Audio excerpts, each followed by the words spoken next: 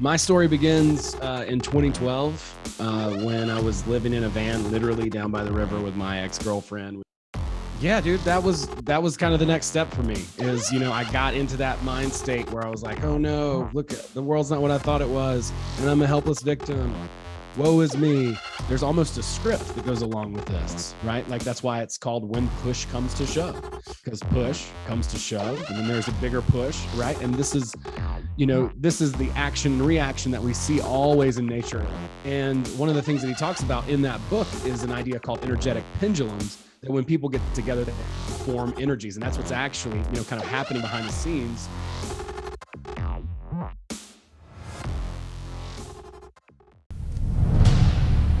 The power you seek lies within you, as we are each infinite beings living a human experience. The truth of who and what we are has been hidden from us until now. Awaken, my friends, to this new reality that we are in fact creating everything through the power and the gift of our wonderful imagination. Join me as I unlock the secrets of our past and reveal the truth that has been clouded in this veil we call life. What reality will you choose to create today? The choice is yours. Welcome, my friends, to My Reality Practice. Welcome, everybody, and thanks for joining me today on the Reality Practice podcast. I'm your host, Joey Kramer, and today's guest is Owen Hunt, aka Bootsy Greenwood.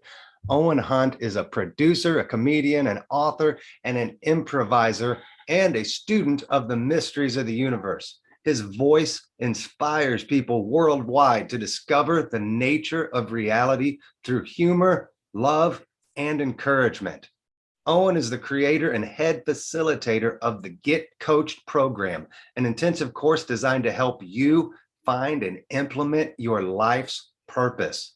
So without further delay, let's welcome my friend and brother, Owen Hunt, to the show. Welcome, Owen. Thanks for joining me today.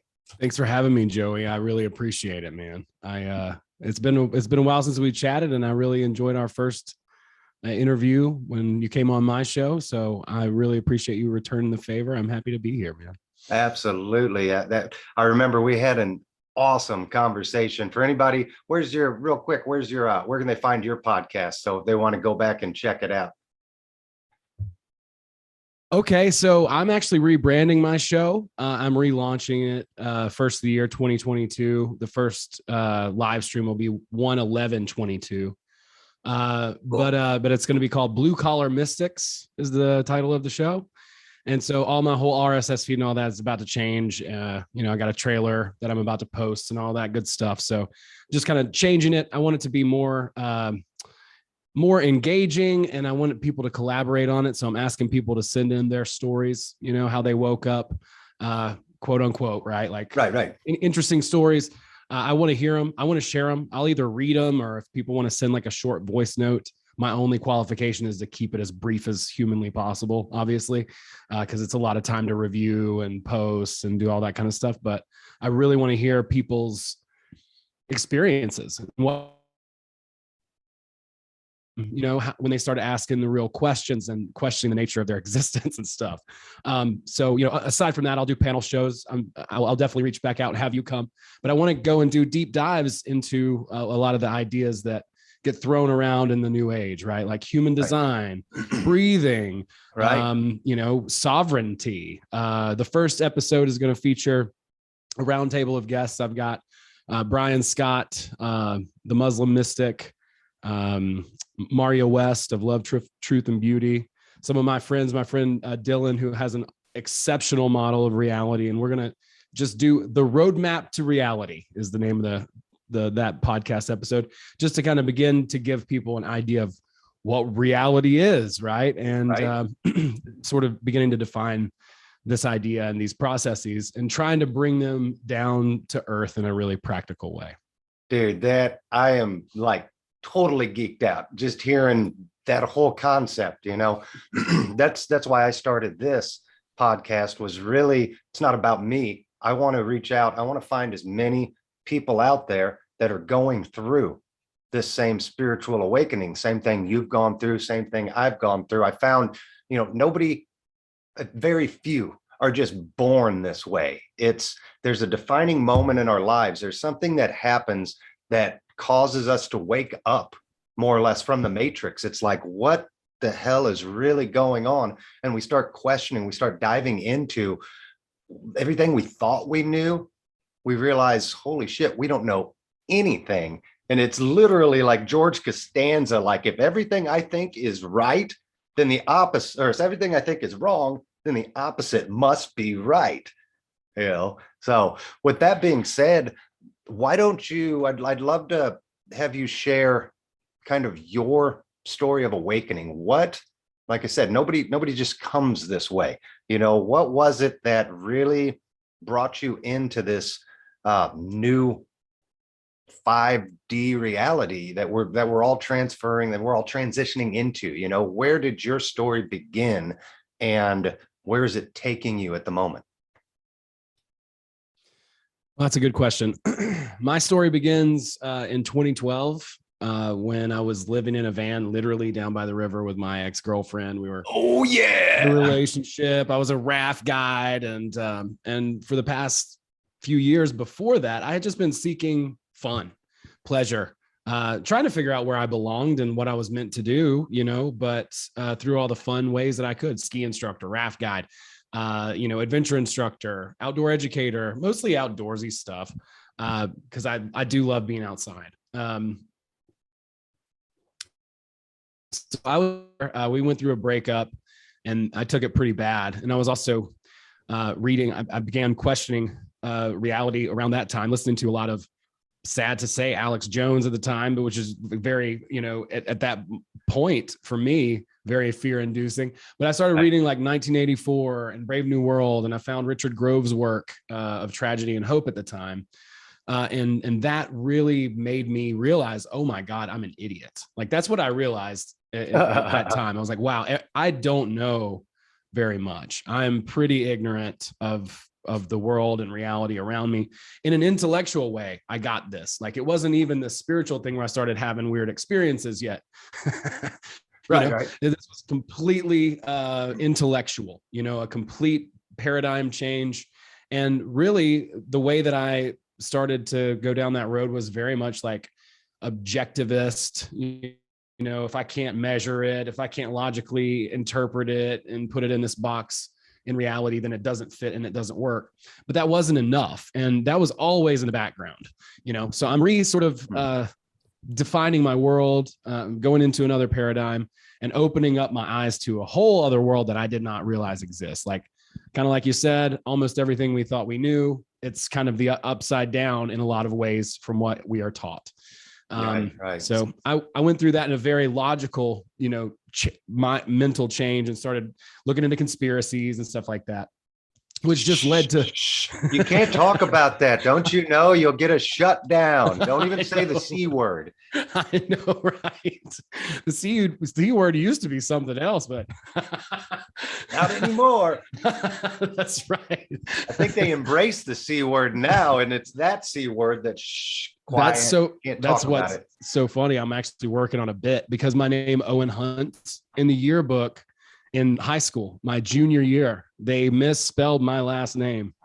And yeah. I mean, it was bone crushing at that point, but man, it sure makes for great stand-up material. Anyway, I went through that sort of Ayn Rand objectivist kind of awakening phase for probably 2 or 3 years, until I just got so sick of feeling like a victim. I really did. I felt like a victim. At that point, I had started my own business, and I was doing some pretty cool things. Even then, I really just started to discover and read more spiritual stuff.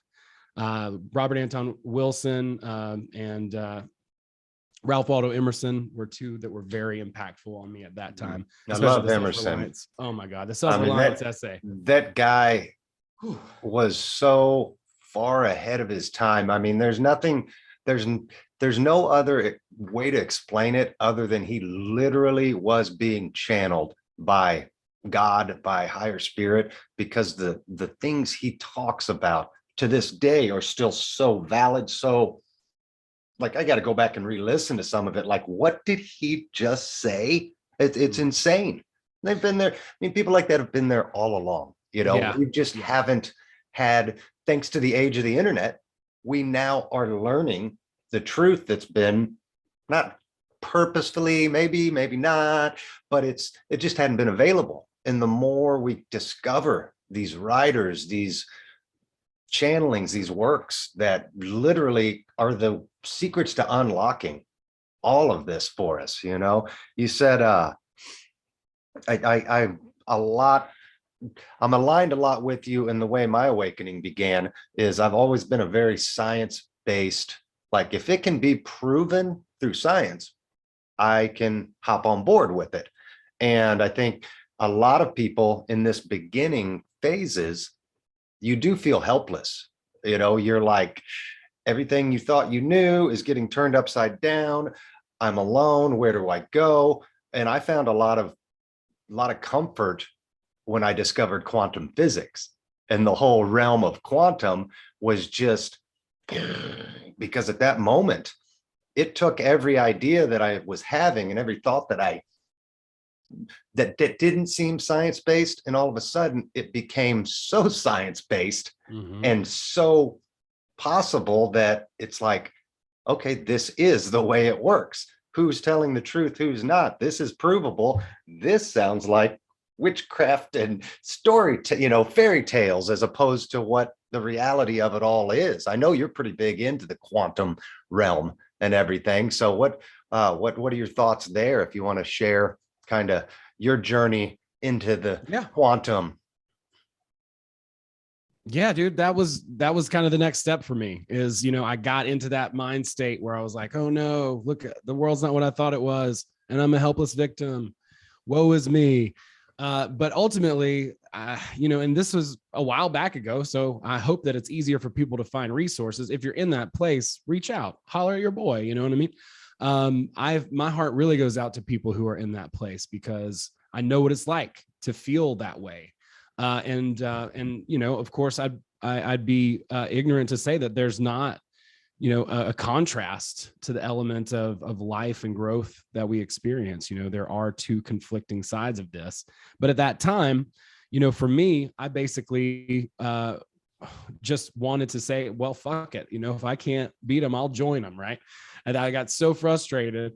But what I wound up doing was, through the Emerson stuff, that led me really to ask within myself. I went through another breakup a couple years later, and I really started to question things again, and found a hypnotherapist that I worked with. And so in the back of my mind, throughout all this, you have to be able to logically, blah, blah, blah. I know that there is something to the mystical, because when I grew up, I was in the Pentecostal church. I've seen some weird stuff, and that I cannot, qualify or explain away. Healings that aren't scientifically plausible yet. What did I just witness?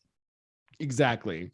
And in 2016, I found the book Reality Transurfing by Vadim Zealand, and that I wanted to ask you about that. Yeah, because you are quite an expert, I think, on the whole transurfing genre. From looking at your website, your videos, you've done a lot of work with it. So I definitely wanted to dive into that with you. Cool. Yeah, I'm more than happy to. That was the one that really, for me, connected so many dots, because I dug really hard looking for self-help stuff, right? Like I was like, I feel, like a victim. I got to get out of this. I want to make money. I started to learn marketing and do all these types of things, because at the time I was a tree farmer.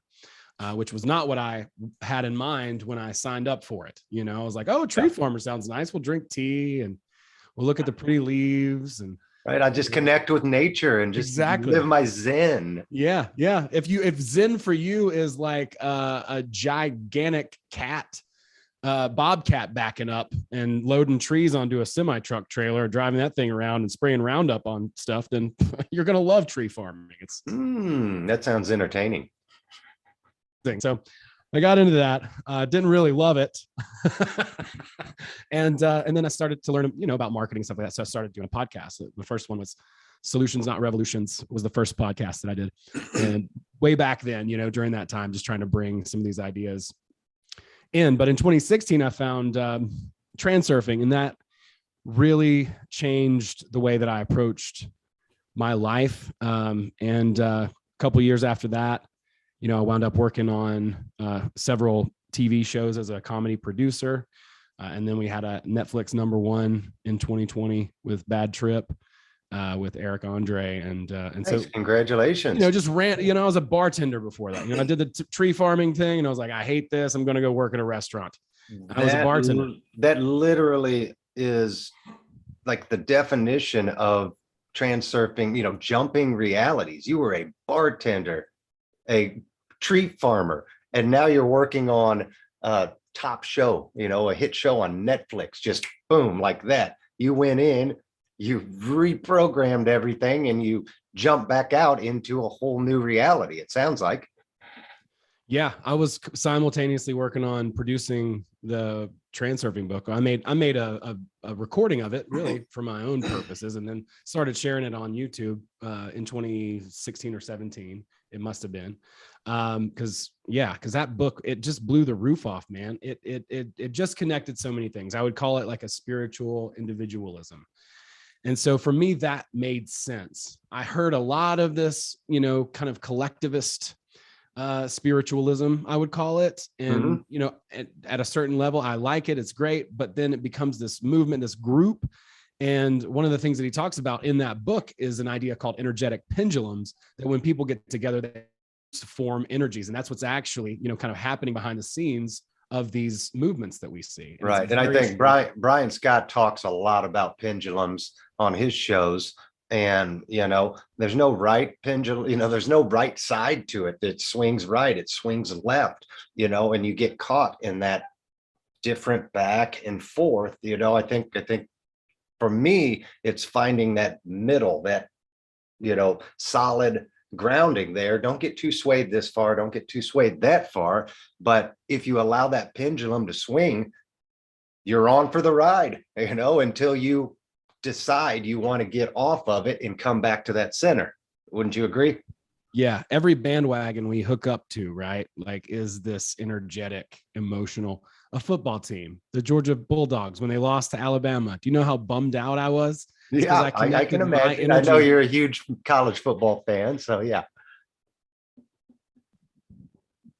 Yeah. So, they lost to Alabama again, and so we were all bummed out. Why? Because we energetically hooked into that thing. And so we feed off of its energy. Right. And so we can see these things develop, and there's a whole rabbit hole to pendulums and how the depth of that, because as he defines it, it's something much larger than an egregore or a tulpa or a tulku, which are more ancient forms of these collective energy complexes, whatever you want to call it. But from the quantum level, I mean, there's definitely more going on than just, because like if we got into a group, let's say a bunch of people, we would very often wind up doing things that we wouldn't ordinarily do ourselves, right? Like there's a book called The Crowd by Gustave Le Bon. It's like a French book from like the early, maybe 1900s, late 1800s, when he's talking about this phenomenon, but he's never able to people behave in a group. And so we actually actively see this through guilt, duty, and obligation are, generally speaking, the coercive strings for these energetic complexes. If you're a good citizen, you'll do X. If you're a good member of the church, then you'll comply with this.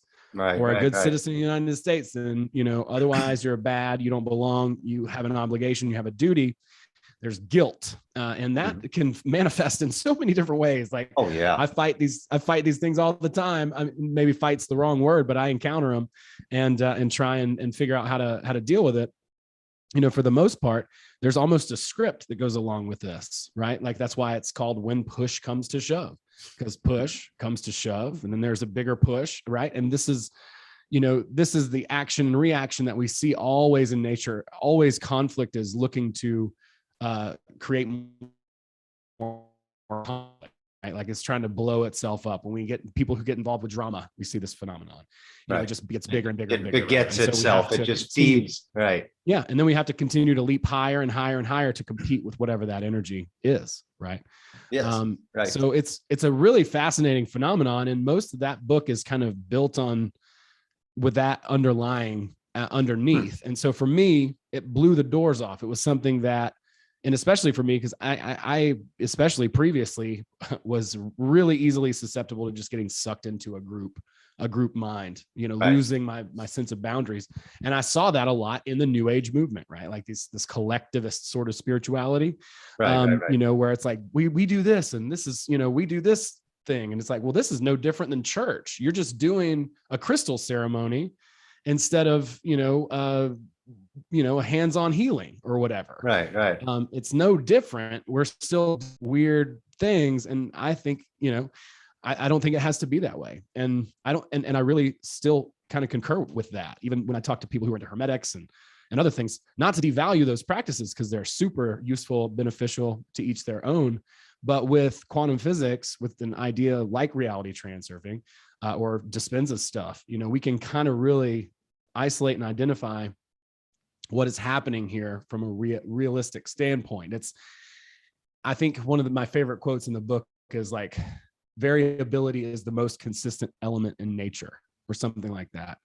And so no matter what, we define the experience. There are infinite points, and if we were to line it up on a grid, any cause could directly relate to any effect, right? It's this whole thing. You can't really divide it.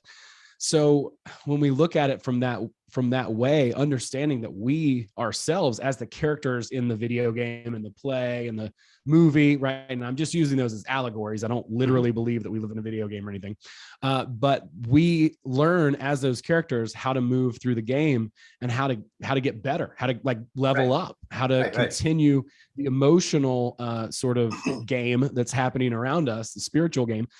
To forward into our best interest. And that's what I use transurfing to do. I used it to leverage. And there was a lot of good fortune involved in it, because one of the things that I think people get hung up on with the whole idea of manifesting is they think that things are going to happen in a certain way, and they just do not happen that way. So throw out the plan. It doesn't, you have to envision it. You have to believe it. You have to see it, know what you want, know where you're going.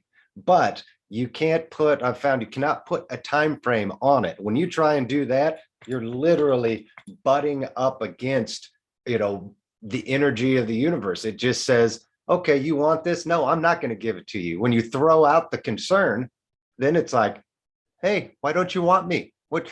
I'm over here. Hey, I'll come up here now. But it's that idea of, you focus on it and then you let it go. You doesn't mean stop pursuing it, but stop that subconscious thought process of what if it doesn't happen? How fast is, am I going to do that doubt, that fear? We have to let go of it and have that faith that it will come. I do a lot of my meditations, I use mana force meditations, and it's a lot of commanding, right? Command into existence what you want, then be grateful for it. Say thank you and let it go.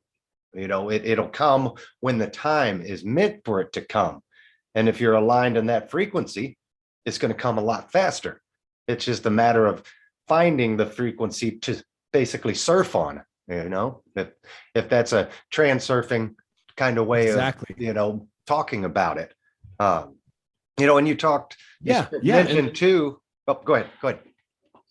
Oh yeah, I was just gonna say, and from a practice standpoint, like a reality practice, it's something that once you get your legs underneath of you, it gets easier and easier to do. You get better and better at it, and you start to just do things, more and more naturally, and really trust that process. You build your own practice, your own process, as far as how all this stuff works.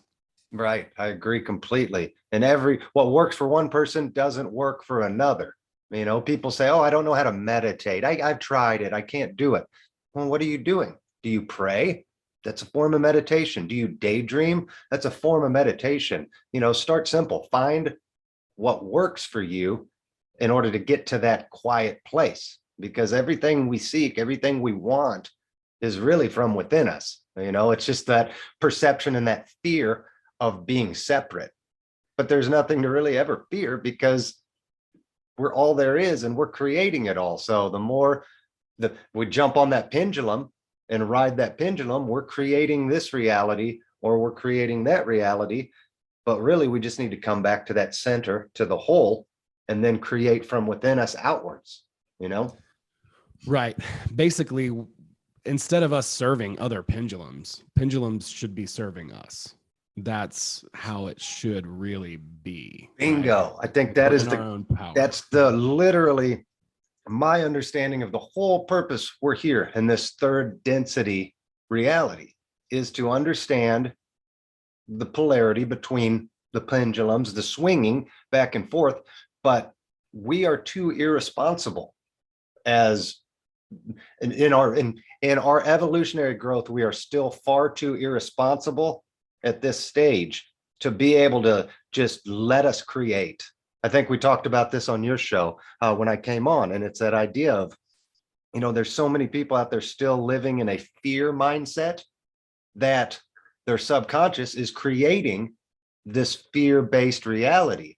And we can't give the keys to the car, so to speak, or God can't give the keys to the car to people who are still creating out of fear, because it's our personal responsibility to understand the power we've been given, the ability to create, but we have to understand the ramifications. People can die. Bad shit happens if you create from fear and from the subconscious versus manifesting specific intentionally through that love and through that light and spirit. It's a whole different ball game when you can step into that understanding. Am I perfect at it? Hell no. I make mistakes all the time, but I recognize so much faster now when I slip and get back into that negative or fear-based, thought process. It doesn't, before I'd be on it for days and just, it would guide me, unknowing to me. But the more I've learned, the better I've got at practicing it. I can stop it when it's happening, recognize it, change it completely. I was telling somebody yesterday, when I have a negative thought enter in, I allow it to come in, I think about it, and then I laugh it off, because that is not in my reality. On a quantum level, that terrible thought I just had will manifest in one reality in one version of my existence. But in this one, the one I'm controlling right here, the one I'm conscious in, it's never going to come out to fruition because I won't give it that power. I recognize it. Go do that somewhere else, but not here. That makes sense? Yeah, absolutely. And you said something earlier too that I think is something that is very true, and we hear it maybe a lot, and I'd love to unpack it a little bit. And that's everything that you seek is within you. This seems so sort of cryptic and hard to approach, which is really why my heart goes out to, wanting to take this stuff and make it practical. What does that mean? Everything I have is within me. What the hell is that? What am I supposed to do? I'm hungry. I want cheesecake. Is that in there? I think that, getting down to it, when we start to think about these things, especially like manifesting, I want this and I want that. Like, you don't really know. You're almost like the kid in Fantasia, the little, Mickey Mouse is in Fantasia. He gets the hat. And he has way too much power. He shouldn't have that. I think that's kind of what you're kind of harping on a little bit. And I think it will help if you kind of think about it in this way. Everything that you have is within you. Everything that you want is within you. What you really want is not an object or a situation or even an experience in the external world. You want to feel a certain way. You want to feel secure. It's not that you want $1 million. You want to feel financially free. Like, you don't have to, strain a gnat every time you go to Walmart or whatever, right? Like, that's what it is that you really want. It's not the thing in itself. It's the way that you feel within you. So when somebody says everything you have is already within you, from that law of attraction standpoint, the whole point of, manifesting or creating slides to, get to a better reality, it's about the way that we feel, inside of our body. And that is what draws the experience that would match external world. So everything is already within you that you seek, and that's emotional. What is it that you want? How do you want to feel? How do you want to experience life? Is it bliss? Is it gratitude? All of those things are great. And the more you focus on those particular emotions, the more you're going to experience them and broadcast them into the world, right? And so as above, so below is the old esoteric, the way that Vadim says it is the world is a mirror. So we broadcast whatever it is emotionally, right? I love that. You know, you made blasts off. You started off talking when you were talking about your journey, you know, and at a younger age, it was all about having fun and having those experiences. And it made me remember, you know, when I was in high school, like people would ask, you know, what do you think life's about or whatever, just bullshitting with friends. And my entire philosophy, and I'd forgotten it for many years, my entire philosophy growing up was life was simply here to enjoy it to the fullest and experience everything you can experience. I was crazy as a teenager. I did all sorts of crazy shit that my friends are just like, how can you do that? Aren't you afraid of this? Aren't you afraid of that? I'm like, no, we're here to experience and have so much fun and just be joyous of everything. And, you know, somewhere along the road, I lost that, you know, and I think a lot of people do it. The day-to-day grind, the stress, the worry, it builds up on you. And it took me a long time to remember that again. It's like, I knew that at 14, 15 years old. What the hell happened for the last 20 years, 30 years that, you know, blinded me from remembering that truth, you know? And when I say it's within you, it's God, it's spirit, it's the universe living this experience right here and right now through your eyes. And how you feel is what spirit's feeling. If you're scared, you think spirit wants to feel scared? You think it wants to feel angry? No, it just wants you to feel happiness, joy, and love.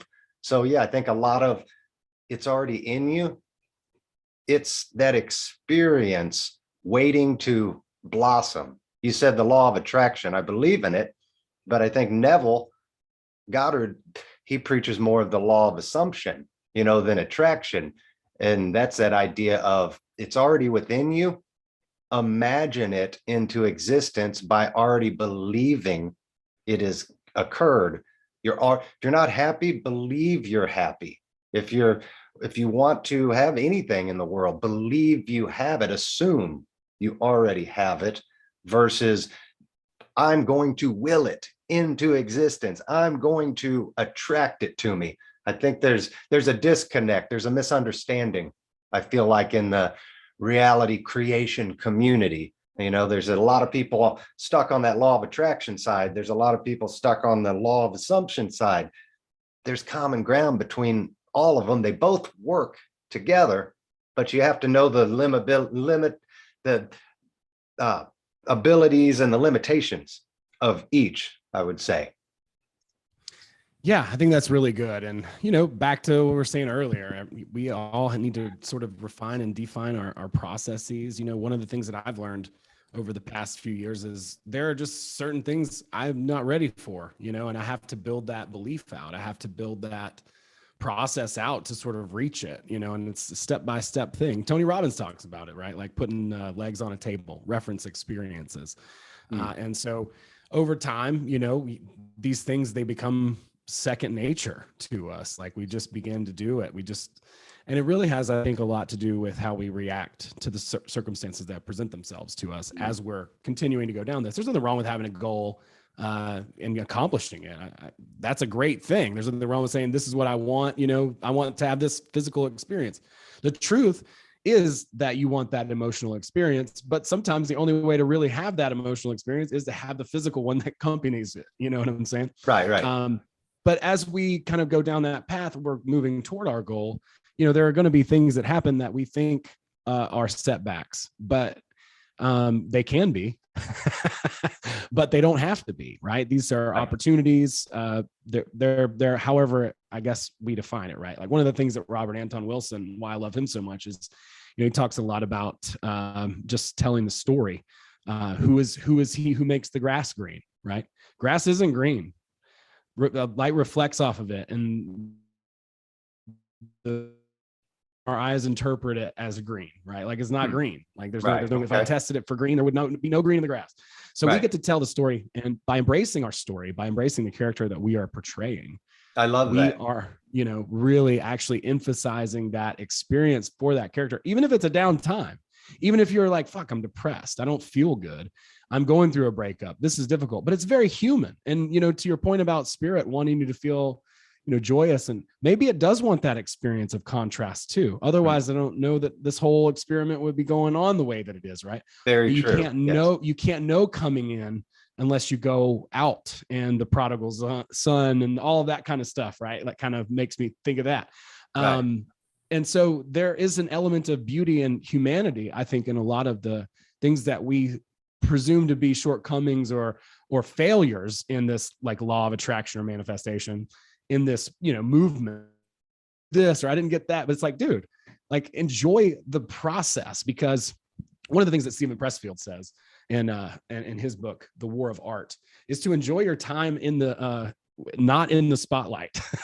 Right. That's always stuck with me, because, I know people who they do blow up, and then all this stuff happens, and they got all these new problems to kind of worry about, which is not a bad thing, right? Like that's great. Right. Elevate. Success typically brings bigger problems. Exactly. Most people don't realize it until they're in it, and it's like, this sucks.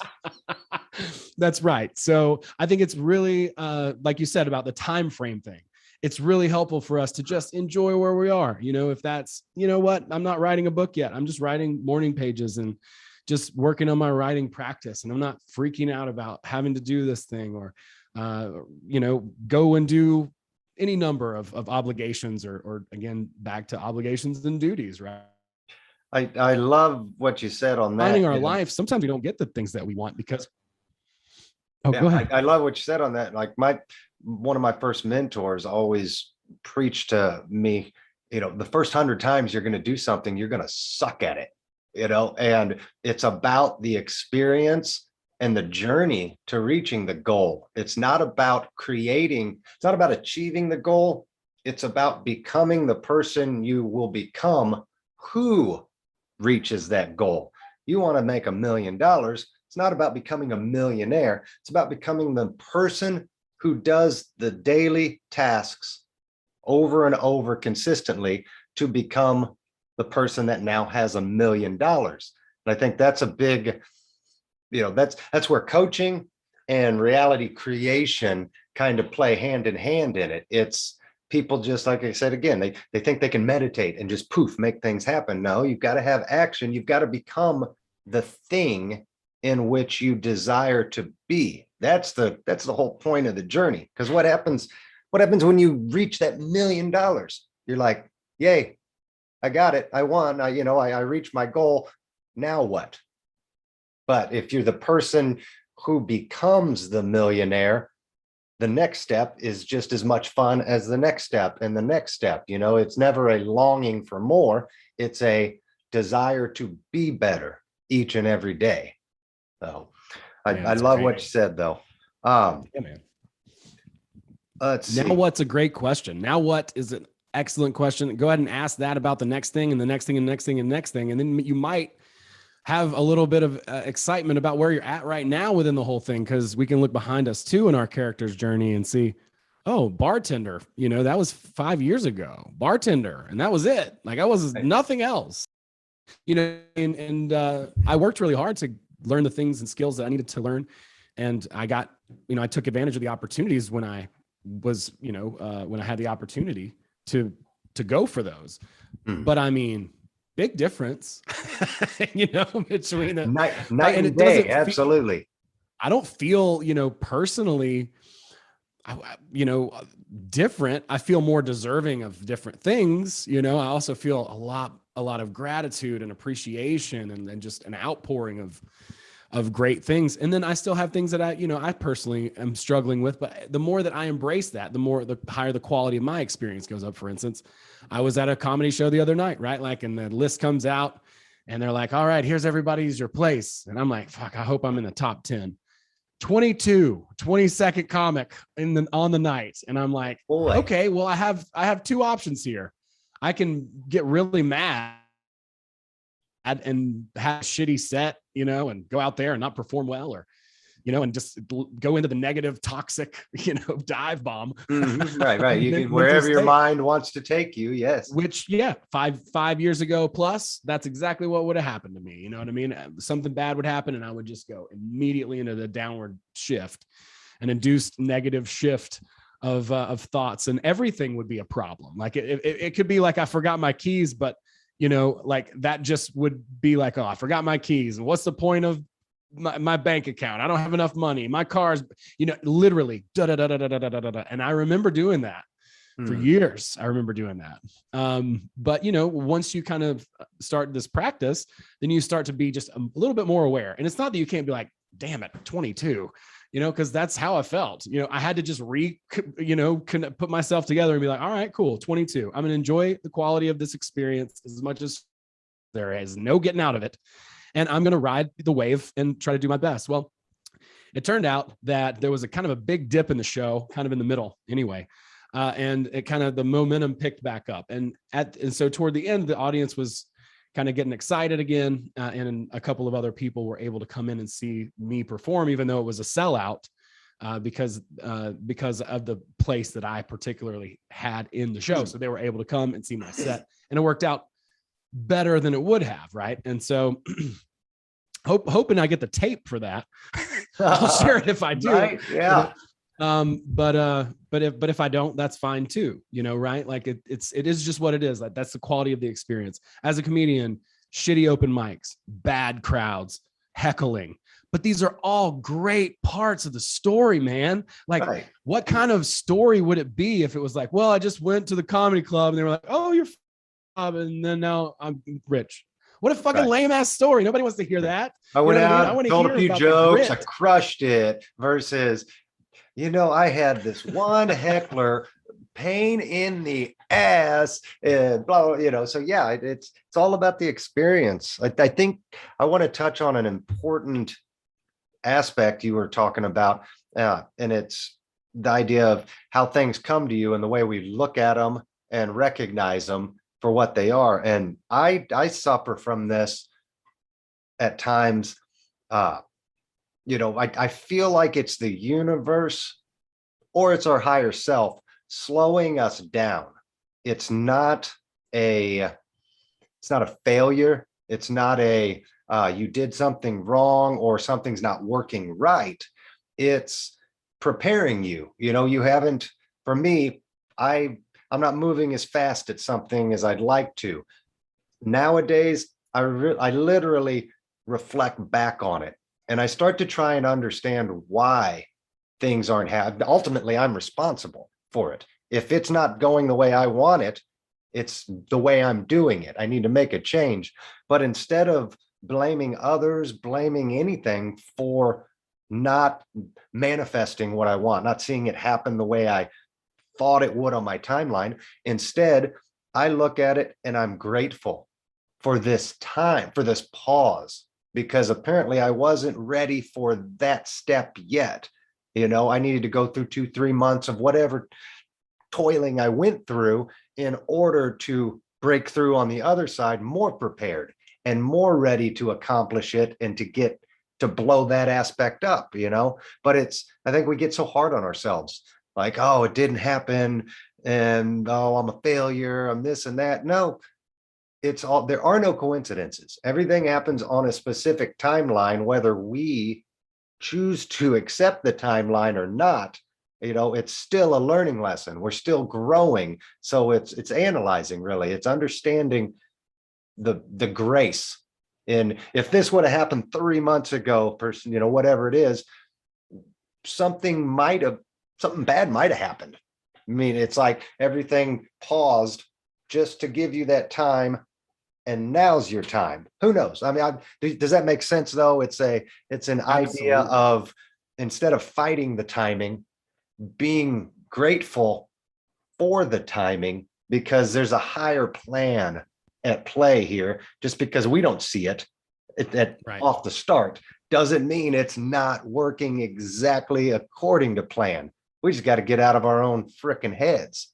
Emerson said, nothing ever falls too early or too late. And I think there's a lot of truth in that. Sometimes it's irritating, so I get that. And you're allowed to be irritated. Like there's nothing wrong with like having emotions in your experience. Yes. This was going to happen by now, but as you're saying, it's something. It happens when it's supposed to happen, right? If I got a Netflix special tomorrow, you think I'm ready to go do an hour? Fuck no. You know what I mean? I can do 20 minutes. You know, I get a feature Right. spot or something like that. I'm just not to that place yet, and that's You okay. want a There's nothing wrong with that. Netflix special. I mean, that's your goal, right? But you have to have all these experiences. You have to have being the 22nd person, comic in the lineup. You need to have 10 hecklers over the next year. Bust your balls. I mean, you're not ready to be on Netflix to do it right without and it depends all on these experiences. Right. And it depends on what your goal is. Like some people just want the recognition. So for them, it would be fine. But, for other people, like they want to respect as an artist. Some people want to be like a master of their craft, and that's what's important to them. So for everybody, it's going to be different. There's going to be different tweaks and angles, but, enjoying where we're at, there's no failure. The only failure is not doing it. That's it. There's no such thing as failure. Fail forward fast. Just do the next thing. Just do that. It doesn't matter. So you start a podcast and it fails. So what? Start another podcast. Right. I can't tell you how many businesses I've started and Gmail accounts I've been through. You know what I'm saying? Creating a social media for a I'm music notorious. production company or my whatever. My wife, I don't know how many times she's wanted to kill me. I'm notorious for buying website domains. It's like, oh, I got a new business idea. And the same. Like, I got to get this URL and this URL. And then she usually doesn't know about them until we get the notification that it's coming up for the yearly renewal, and it's like, oh yeah, I did that one a few months ago or last year. Like I did. Funny story. I was big into politics a few years back, and as everything was happening before the current situation, but I wanted to run for Congress. So I went out and I literally bought like 5 different domains, like Joey Kramer for Congress, and like 5 or 6 different ones. And I'm like, all right, I'm going to hit it hard. And then life happens and it's like, no, that wasn't my path. But at least GoDaddy made, $100 off of me because I got carried away. And it's like, oh, I've got this idea. Let's see if I can make it happen. And that's a good point. It's, just because we have ideas, just because we have a vision and something pops in there, doesn't mean we always have to act on them. We can sleep on it some nights, and might be a better idea to pass than it is to jump in. Yeah. As far as that process goes, like the idea is to list ideas and come back to that list often and keep adding to it and keep going through it and refining it and seeing, what is it that you think is, going to have legs that you're passionate about that lines everything up. But even if, you do waste $100, it's $100. You've learned a process now, like I said, with the Gmail accounts, it's like, yeah, how many times have I done this, bro? How many Instagram accounts or this or that? And every single time I've done that and failed, quote unquote, I've learned a new lesson about how to do it and how to do it better and how groups work and how not, and how I should facilitate the process and what expectations to place on other people and what not, and how to be clear in my communication. So every single time it's just better and better and better and better. And ultimately you're building a process the way that one of my mentors talks about it. And this is from a comedic perspective, but it applies to is, you need to learn to build fire. And when you can build fire and somebody says, hey, build a fire for me, boom, you go and you build your fire.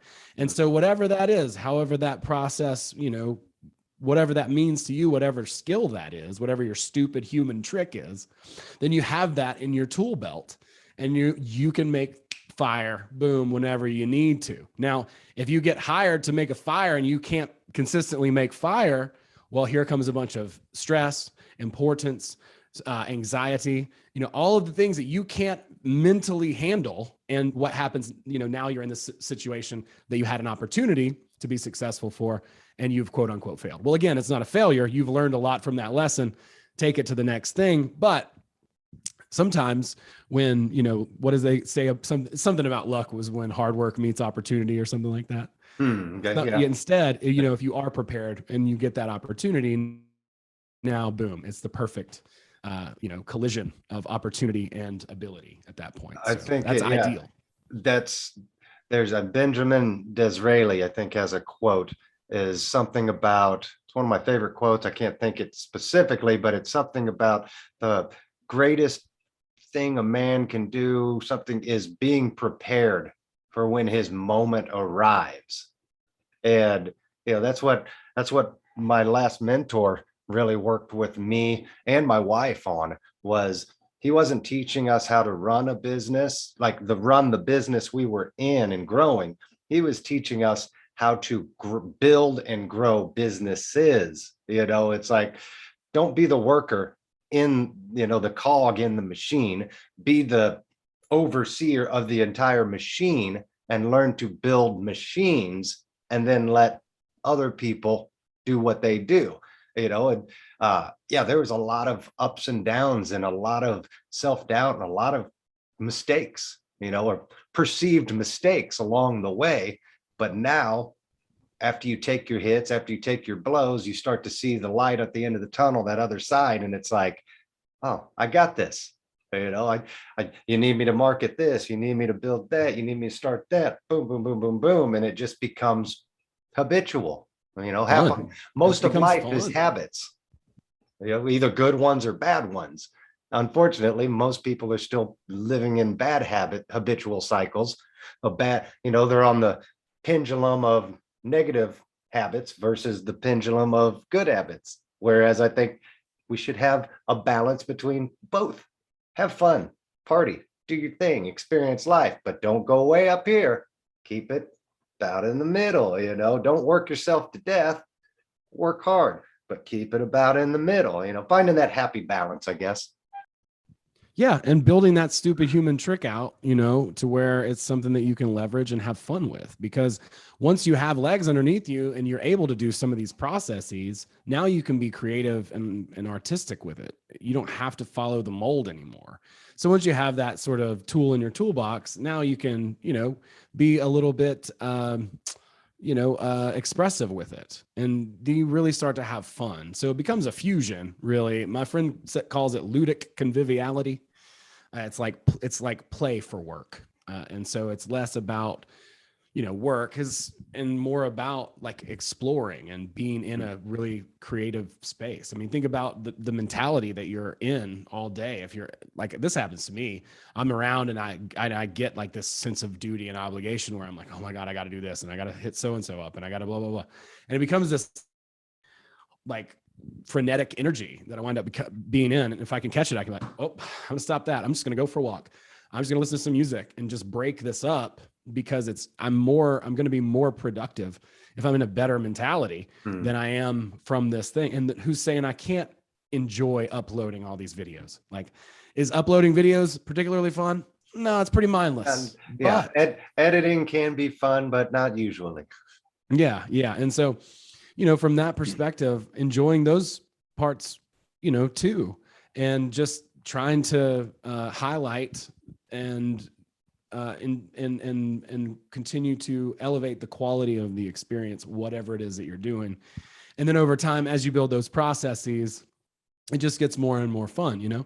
They say, I remember when I first started doing stand-up, lady was like, in one of the books, Judy Carter's book, it's epic. It's a classic stand-up comedy book. She says she didn't write a joke she liked until about 3 years in. And I see why, it makes sense. We go out, we try these processes, we have to throw a bunch of stuff to the wall and see what sticks. There's no substitute for experience. There's no substitute for trying it out and seeing how it feels and, doing those things. Because if you can hold the attention of a crowd of 5 who are hammered and hate you on stage, then how easy is it to walk into a club of 100 who can't wait to hear the next thing you have to say? Absolutely. So, building those processes and then it becomes fun, right? Like if you're like, oh, okay, well, if you can normalize that, then when you get into a position that's people are engaged and they want to be there, then it's a completely different energy. And that's something that's just electrifying, So if you can take your process, whatever that is, internalize it. They say that, I love this quote, private victory precedes public victory. Mm-hmm. So along the Disraeli quote, right? Yep, Private yep, victory precedes. Sit down, you do the work, you chop it out, you chop the wood, and then it becomes second nature. You begin to enjoy it and get so good at it that you start to have your own voice with it. You start to have your own flavor to it. And then that's when it really takes on its own, expression and really is like this creative thing. Creator is creative. It creates, it can't help itself. It makes freaking not just one daisy, but fields of them. You know what I mean? Like it can't stop. So, focusing on that, I encourage people definitely that you are a creator, no matter who you are. You're a creative, you're a creator. Absolutely. You're an artist of whatever form that you want that to take. And it could be many, but just to encourage and people to do that process and not lose hope within that process. Just keep doing it, man. Like Stephen Pressfield, if you're Pressfield's The War of Art, he didn't sell a script. He was a writer. He didn't sell a script until he was in his 50s. But he's the very same person that says, enjoy the time that you have when you're not in the spotlight, because you will never get that back once it happens. Yeah. So no matter where we are in our character's journey, embracing it and just enjoying it as much as possible, because what's the other option? Right. There is only now. You can stress about the past. You can stress about the future. You can live right here, right now. I think your message on that is spot on, as terms of reality creation, the reality practice community here. We're all creative. We all are creating every second of every day. I mean, that's literally what we're doing, but it takes practice. Don't get discouraged. Just keep trucking, keep moving forward. If you're not good at meditating, keep practicing. If you're not good at manifesting yet, keep envisioning, keep imagining, keep creating in your mind, and the things that will come are going to be truly magical when it becomes habitual. You become a habitual conscious creator of reality instead of a bystander watching reality create around you, all from your subconscious mind. So it all circles back around. Owen, we're getting ready to wrap up here. And I just wanted one last question I wanted to get at you before I go to the final question. But with your comedy routines, your platform you're on, how has that helped in sharing your message? How do you use that platform to share with the world this idea that we're creating our reality? Share a little bit of that with us. Sure. So for me, being a comedian, I started writing comedy, and I did get really, like I said, fortunate and become a producer. And I had opportunities before that working in TV, just off and on, just gigs and stuff. But it's helped me be more honest to write comedy, right? When I first started writing comedy, I was like, I don't see how these two worlds collide, because over here on the one world side of positivity and be a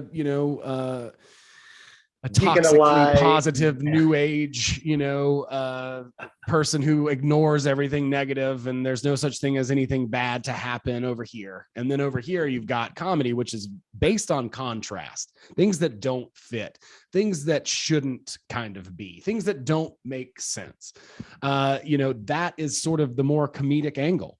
So how do you resolve these two worlds, right? And so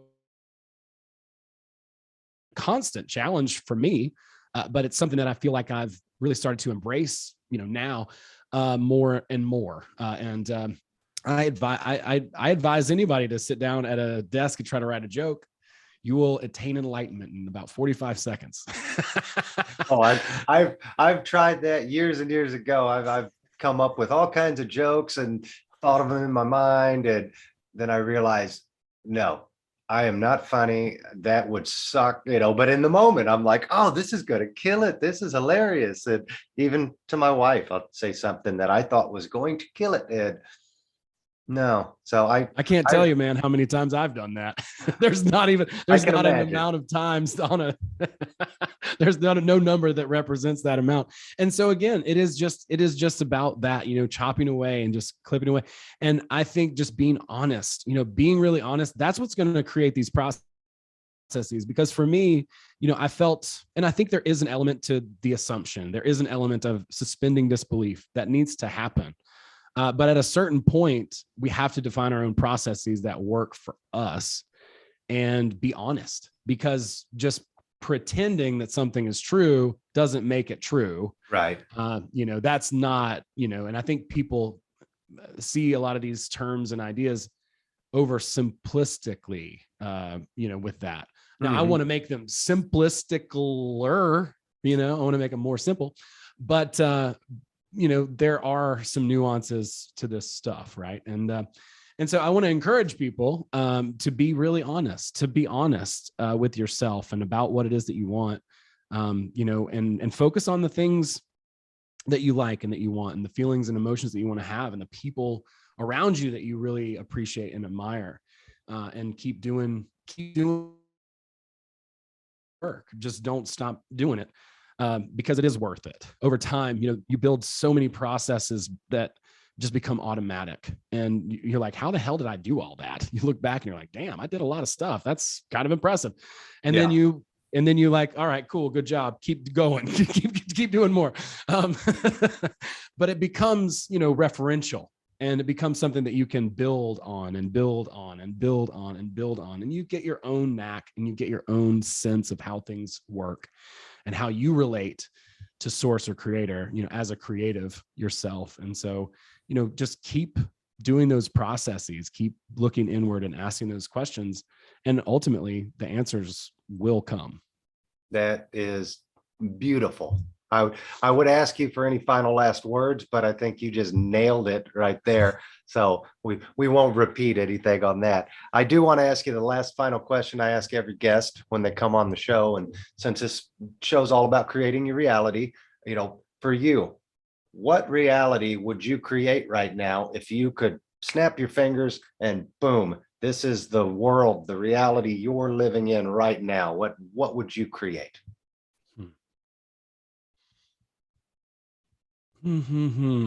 That is a tough question. Click right now. There's like a freaking moat that's also a whitewater river in my front yard that just goes around my house, and I can just paddle down that river to a comedy club, go in, see some new talent, hang out, have a beer or whatever. And then magically my river goes in a circle, and then I just like hop in a raft. Or maybe a motorcycle back, right? Or, or I don't know. Ride a unicorn. It's happening right now somewhere in one of the infinite realities. You just have to figure out which frequency to align to so you can ride that unicorn, right? That's right, dude. That's exactly right. And I don't think there's anything, I think it's such a great practice because, again, back to the emotion, the emotionality that I feel when I think of that. And I know in our finite world, probably I'm not going to be able to create that reality, but it gives me great joy. And that way that I feel, that can be recreated through another set of circumstances. So creating that emotion is totally, totally worth it. Think outside the box, be creative, be stupid, be silly, have fun, laugh, and enjoy yourself in the process and learning it. It's beautiful. And I'm happy to have had the opportunity with you, Joey. Thank you so much. Oh, thank you. It's been an honor, and I've had a great time with you today. Where can people find you? How can they reach out to you, Owen? Sure. So I have a website, bootsygreenwood.com. Bootsy Greenwood, that's my stripper name, because Owen Hunt, the name of a character on Grey's Anatomy. And so online, it's a little bit harder to find. I'm currently hosting a book club. We're reading the book Reality Transurfing. So if you're interested in doing a deep dive with me on that, hit me up. That's also found on my website. Everything's right there, but Instagram, everywhere, just Bootsy Greenwood, stripper name. Greenwood, awesome. I'll have everything in the comments down below so you can reach out, follow, contact Bootsy, Owen. I will say I have the same problem with my name, Joey Kramer. Aerosmith's drummer has got the market cornered on Joey Kramer, so it's like, oh, this is bullshit. I'm going to make the name much cooler, but Yeah, he is in Aerosmith. So it's kind of hard to be much cooler. I don't know. But at the end of the day, hey, I want to say thank you. I want to say thank you so much, Owen, Bootsy. You're a little bit of everything. Thank you for coming on, taking the time to join us today. Huge thanks to everybody watching. If you like this interview, be sure to hit the thumbs up button. If it resonated with you, share it with your friends, your community, your family. Let's keep this movement going. And if you like the interview, I'm going to have a lot more of them coming out just like this. So subscribe to the channel so you don't miss out on everything coming down the pike. And until next time, thanks for watching. Stay blessed. And remember to always ask yourself, what reality are you choosing to create today? Bye.